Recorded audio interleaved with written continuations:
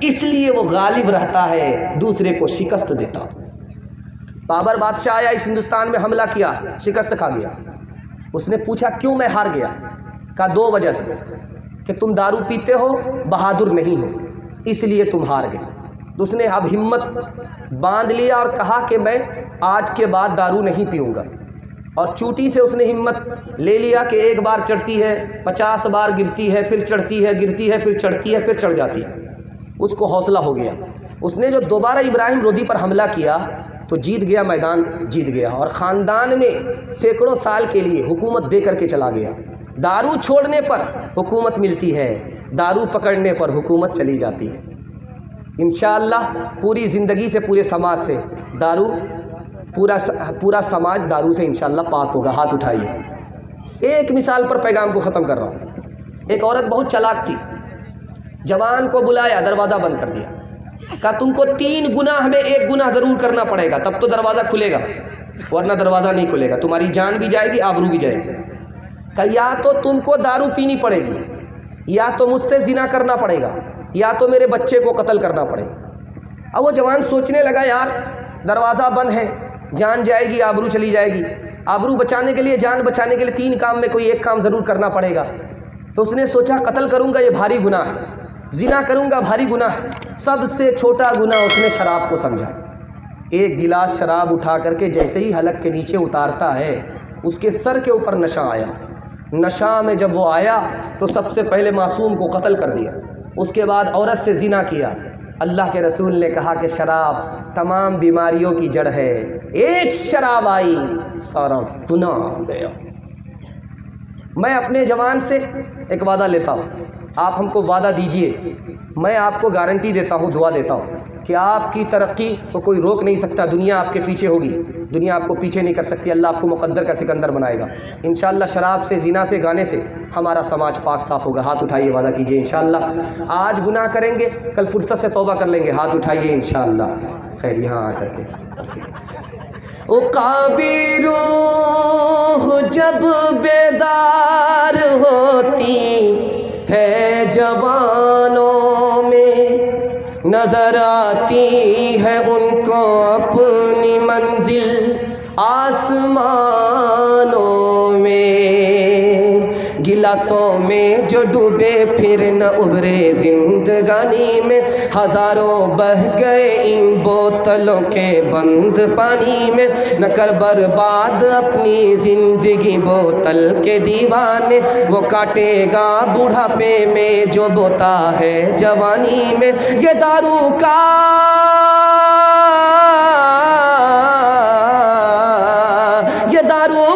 پیالہ موت کا کڑوا پیالہ ہے، ملا ہے زہر شربت میں، ملا ہے زہر شربت میں، چھپی ہے آگ پانی میں، ملا ہے زہر شربت میں، چھپی ہے آگ پانی میں۔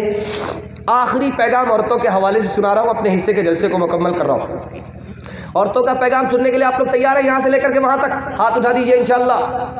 ماں باپ کو خرچہ بیوی سے پوچھ کر کے دیں گے، ہاتھ اٹھائیے انشاءاللہ۔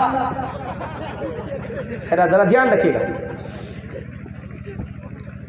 لڑکی کنواری ہے، ابھی اس کی شادی نہیں ہوئی، جب وہ نماز پڑھتی ہے تو اس کو 1 نماز کا ثواب 10 نماز ملتا۔ جیسے ہی اس لڑکی کی شادی ہوئی، اب وہ نماز پڑھتی ہے تو 1 نماز پر اس کو 21 نماز کا ثواب ملتا۔ فرق دکھانے کے لیے جا رہا ہوں، دھیان سے سنیے گا۔ شادی ہوئی، پیٹ میں بچہ آ گیا، جیسے ہی اس بچے کی آمد پیٹ میں ہوئی ہے، ماں بن گئی ہے، پیٹ میں بچہ آ گیا، اللہ کا کرشمہ دیکھیے، اللہ اس کے پچھلے تمام گناہ کو معاف فرما دیتا ہے۔ جیسے ہی وہ بچہ بڑھا، ماں کو اب بیٹھنے میں تکلیف ہے، لیٹنے میں تکلیف ہے، وزن بچے کا بڑھتا جا رہا ہے، ماں بیچاری تکلیف اٹھا رہی ہے، نہ اس کو بیٹھنے میں بن رہا ہے، نہ لیٹنے میں بن رہا، اوہ کی آواز نکل رہی ہے، کبھی آہ کی آواز نکل رہی ہے، فرشتہ نام اعمال میں تسبیح کا ثواب لکھتا ہے۔ اب وہ وقت آیا، وقت آیا، وہ وقت آ گیا، 9 مہینے پورے ہو گئے، اب ماں بچے کو جنم دینے والی ہے، وہ موت کے منہ میں چلی جاتی ہے۔ بھائی دھیان سے سنیے، دھیان سے سنیے۔ ارے بھائی ادھر دھیان دیجیے، سائڈ میں بات کر لیجیے، ضروری بات ہے، سائڈ میں بات کیجیے۔ اب وہ 9 مہینہ پورا ہو گیا، 9 مہینہ میں جس وقت وہ بچے کو جنم دیتی ہے موت کے منہ میں چلی جاتی ہے۔ اتنا بھیانک وہ درد ہوتا ہے، وہ موت کے منہ میں ماں کو لے کر کے چلا جاتا ہے۔ تو کبھی تو وہ موت کے منہ سے واپس آتی ہے، کبھی موت کے منہ میں چلی جاتی ہے۔ لیکن اللہ کا انقلاب دیکھیے، جب وہ عورت موت کے منہ میں چلی گئی تو اس کو گردن کٹانے والے شہید کے برابر اللہ شہادت کا رتبہ عطا فرماتا ہے۔ اگر وہ ماں واپس آ گئی، موت کے منہ سے واپس آ گئی، بچے کو جنم دیا، تو اللہ اپنی جنت کو اس ماں کے قدموں میں ڈال دیتا ہے۔ اس سے بھی زیادہ حیرت انگیز مطالعہ آپ کی خدمت میں لے کر کے آ رہا ہوں کہ میکے سے سسرال آ رہی ہے بیٹی، آ کر کے دیکھا کہ ایک چپل یہاں ہے ایک چپل وہاں۔ صرف اس نے سسرال میں آ کر کے ایک کام کیا ہے آتے ہی کہ اس چپل کو اٹھا کر کے وہاں جا کر کے جوڑا لگا دیا، اس چپل کو اٹھایا وہاں جوڑا لگا دیا۔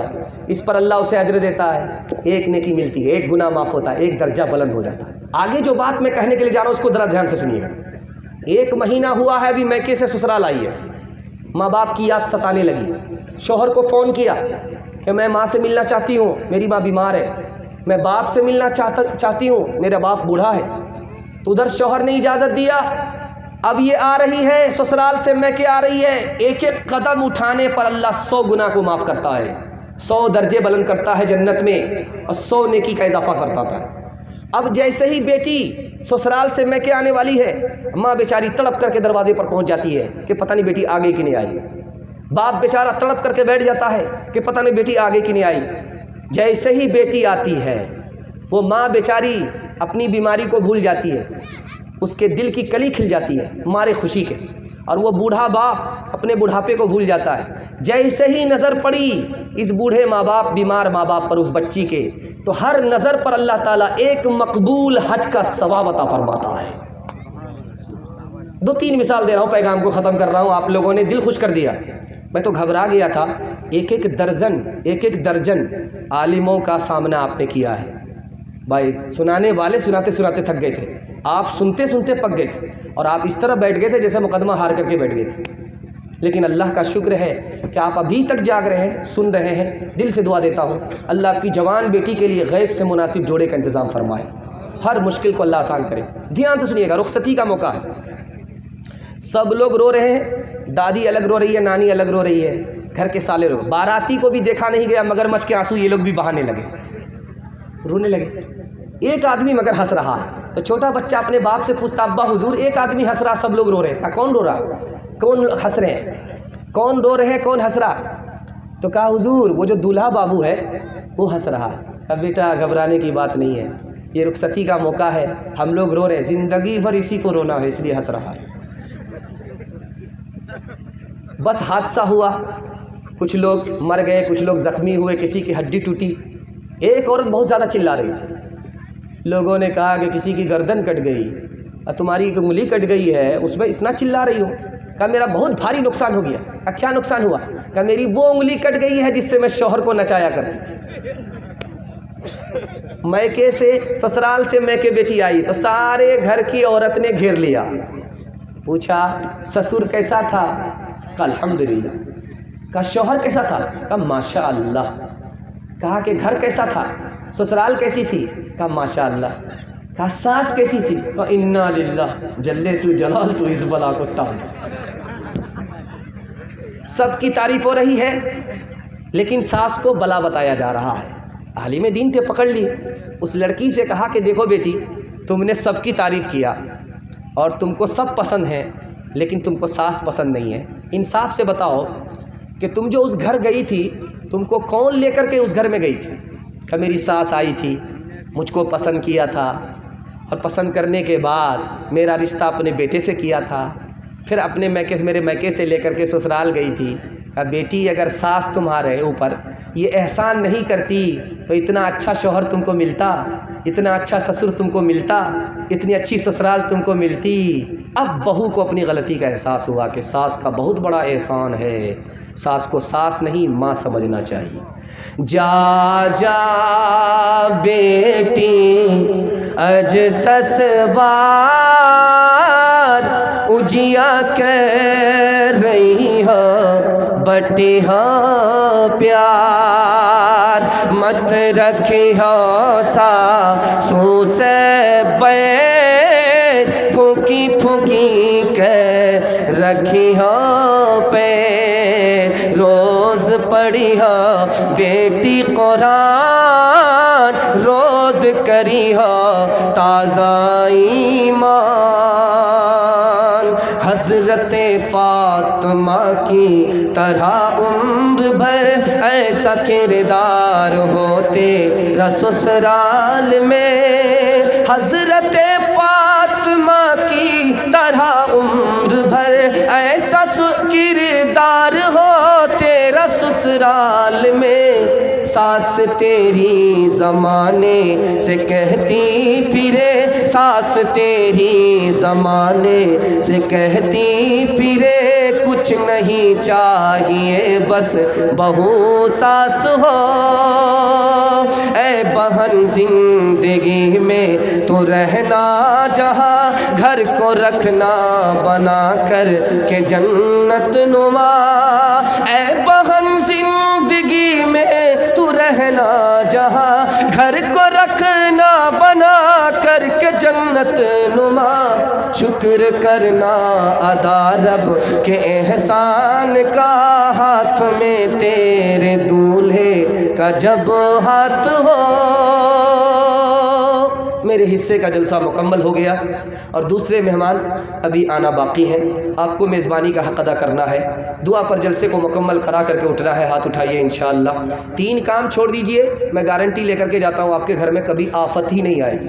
آفت 3 وجہ سے آتی ہے، گناہ کریں گے آفت آئے گی، حرام کمائیں گے آفت آئے گی، غلط ماحول میں رہیں گے آفت آئے گی، اور 1000 کوشش کیجیے آفت جائے گی نہیں، ایک ہی حل ہے توبہ کر لیجئے، آفت چلی جائے گی انشاءاللہ۔ گناہ نہیں کریں گے، غلط نہیں کمائیں گے، غلط ماحول میں نہیں جائیں گے، 3 کام پر کھڑے ہو جائیے، اللہ عزت کی چوٹی پر پہنچا دے گا۔ عبادت کریں گے اللہ کی، ہاتھ اٹھائیے، رسول اللہ کی اطاعت کریں گے، مخلوق کی خدمت کریں گے، نہ کتابوں سے نوازوں سے نظر سے پیدا، دین ہوتا ہے بزرگوں کی نظر سے